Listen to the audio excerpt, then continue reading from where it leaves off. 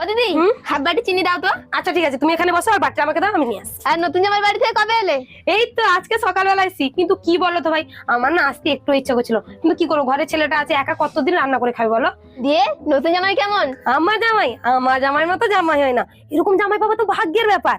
কত জন্মে যে পুণ্য করেছিলাম এরকম জামাই পেয়েছি। পুরো ভারতবর্ষে ঘুরে এলে এত ভালো জামাই কারণ নেই, যেটা আমার আছে, আমার জামাই।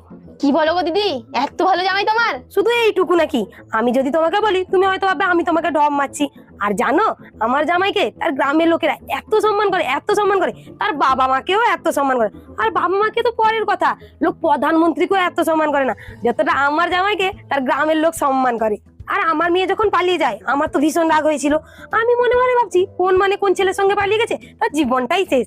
কিন্তু আমি তো জানি না যে আমার মেয়ের মাথায় এত বুদ্ধি, পুরো সোনার টুকরো ছেলেকে বিয়ে করেছে। সোনার টুকরো বলছি